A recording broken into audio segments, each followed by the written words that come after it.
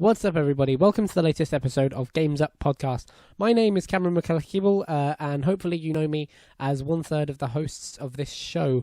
And welcome back again to our EGX 2015's Super Indie Mega Month Extravaganza thing. We went to EGX a couple of weeks ago and we met some of the best indie devs with some of the best indie games on the show floor. So we interviewed them, and over the next month, over this whole month, we've been breaking those interviews up and giving them out to you to listen to and hear about some really cool indie games. This week, we are joined by Madfellows Games, who are going to tell us about Aaero, and Polygrammatic Games, who are going to tell us about Super Mixtape. We've got some really cool stuff for Super Mixtape. It's actually going to be the first time we do a thing, but I'll tell you about that when we get there. First, I'll stop rambling and let you hear from Madfellows Games about their cool-looking game, Aaero. Thanks very much. Ladies and gentlemen, we're still here on the show floor, and I'm joined by... Hi, I'm Dan Horbury from Madfellows Games. I'm the technical director, and our game's called Aaero. Aaero, and we're stood in front of a large screen that shows an incredibly vibrant game. So I'll let you say, what is Aaero? What is it about? Essentially, Aaero is an on-rails musical shooter. So there's a variety of things. You can follow a ribbon through tunnels and an environment, and that sort of highlights different areas of the music. And then there's a shooting element to it that highlights the beats of the music. Cool. So where did the idea for the game come from?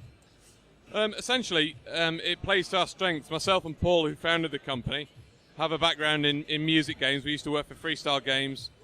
And our previous title was a very similar game. It was on iPad and iPhone called Sine Wave, but that was very beat-based. So we used a lot of dubstep music. Whereas for this game, we wanted to open it out to a broader audience, get a wider variety of music. Okay. So we came up with the idea of this ribbon that you can follow around with the analog stick. And it means that you get a more flowing feel and you can put different varieties of music in. Oh, cool, okay. And how long have you been working on the game? We've been working on this for just over 6 months now.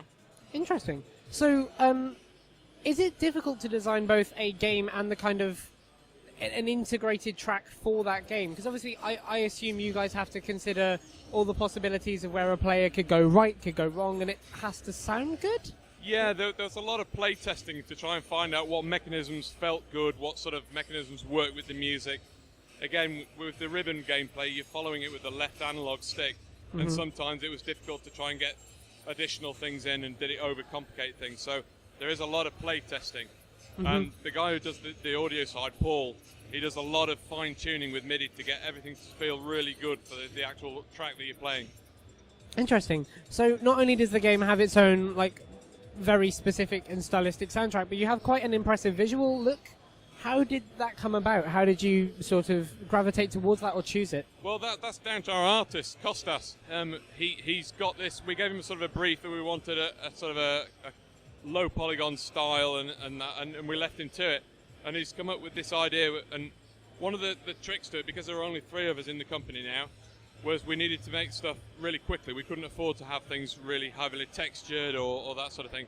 So we went with a non-textured look, which gives it sort of a cartoony effect.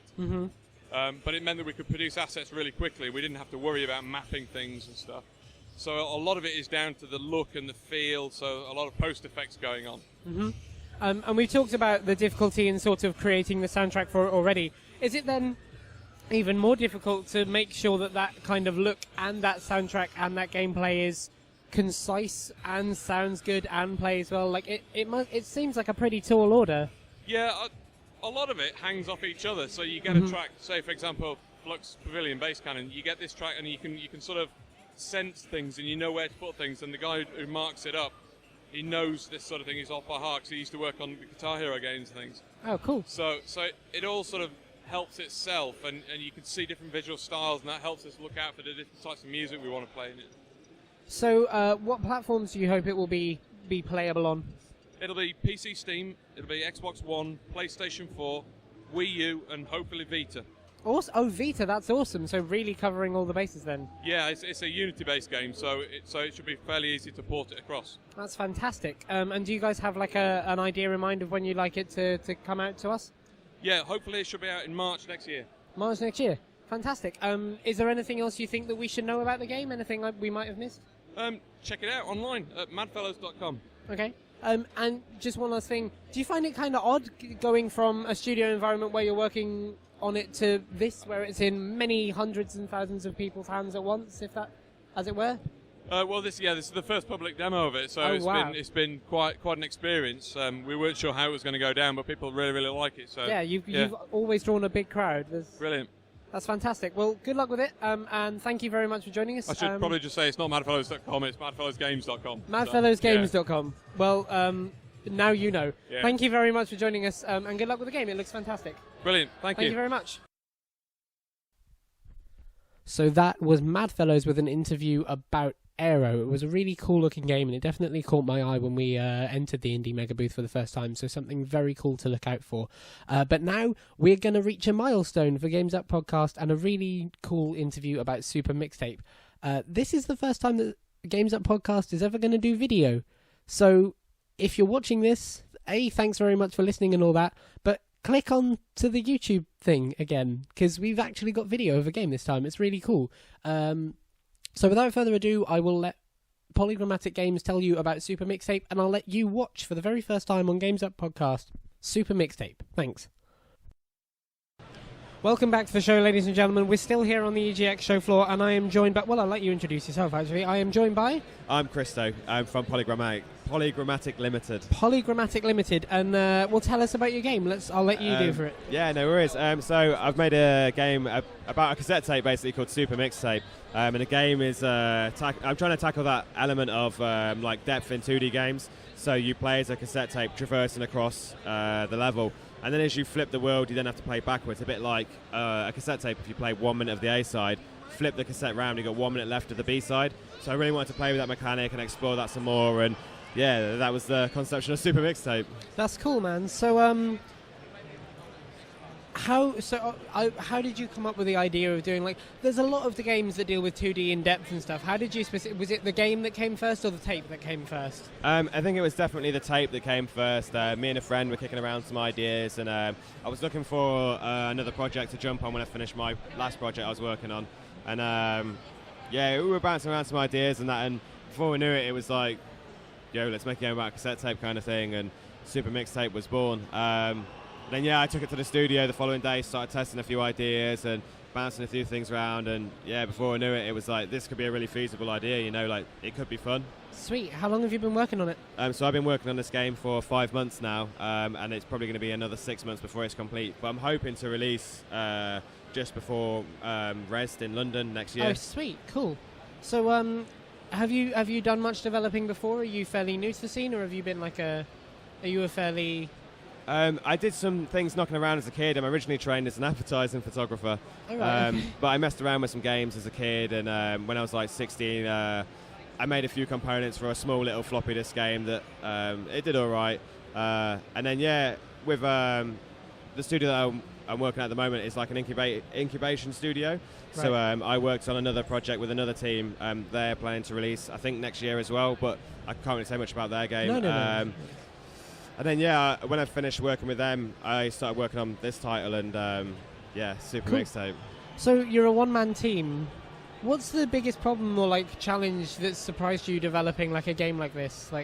The biggest challenge, I think, as a one-man team is you're working on your own, so there is a lot of it is quite isolating in terms of you're not getting continual feedback from people, you're not bouncing things off people all the time, and that is a bit of a shame, but just staying on top of if you use any freelancers, anything like that, it's all the paperwork, organising and making sure everything's cool. You want to make sure you make a fun game, and you just hope that if someone's going to get involved in contributing to a game you're so passionate about, that they also have that passion as well. Yeah, absolutely. So the game has this really cool, this sick cathode ray visual style.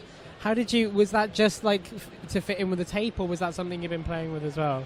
So originally I focused purely on purely on gameplay and the audio elements, right. And the physics in the game. And then I really struggled with the art style, and I wasn't sure what to do in terms of artists and things like that. And one of the guys who helps out at work doing one of the technical guys, he's been helping out, and it was he built this program to help make the art, and before we knew it, it was right, that's the art style we're using. Sweet, sweet. It's been crazy. So you were saying that you find like being a one-man dev team quite isolating.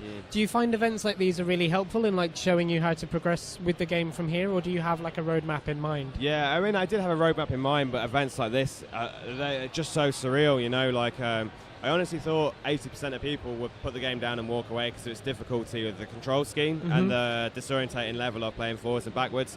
But it's been the complete role reversal. That's cool. It's been insane. I've just been overwhelmed by the feedback that people are giving me for the game. And yeah, it's weird because you're not there every day. Like, you're being super critical of yourself every time that you do a bit of work to it, every time you push a build out.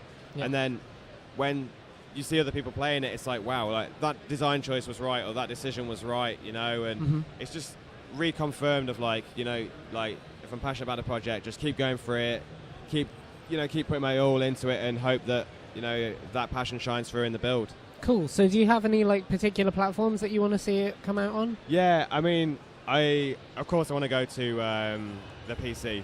The PC is very important to me, being a PC gamer. But I also, I'm a big believer in, you know, it's an indie game, and like indies shouldn't be penalised for buying the wrong platform. Like, so I'd love to see it on all consoles, you know, I'd love to see it on all platforms, and I have put in the roadmap in place to try and port over to as many platforms as possible so that people can enjoy the game, you know. So in theory, maybe by the time we come around to the next EGX, we'll have you playable on everything. I hope so. Yeah, you know, I'm not going to say anything too early, but it would be nice to have a cheeky little Nintendo logo up there, or a publisher's logo maybe, or something from Sony. But you know, we'll wait and see. Like, I've got a few emails waiting for me when I get back, and I hope that something will come from it. Awesome. Well, thank you very much for joining us. The game's really cool. You said you plan to release it hopefully before EGX Res next year? Yeah, before EGX Res next year in London, yeah. So I'm hoping around about April time 2016. I want to make sure I've got, you know, enough content, and I really want to make sure that when I release the game, it's 100% right. You know, I don't want to release the game and not be ready. I want to make sure that when the game comes out, it's out and it's ready. Awesome, sort of thing. awesome. So you are on social media, on Twitter, or Facebook? Yeah, I'm all on that jazz? Twitter at Polygrammatic or hashtag Super Mixtape. Yeah, look for a derpy cassette tape with a smiley face. That's awesome. me. That's my first hashtag of EGX. Thank you very much. Cool, thank you very much. Cheers for joining us, man. We'll keep an eye out for it. Cheers, thank you. So that, ladies and gentlemen, was Super Mixtape, the interview and the game itself. Doesn't it look cool? Thanks very much for listening. If you have, that was week 3 or music week of our EGX 2015 Super Indie Mega Extravaganza month thing.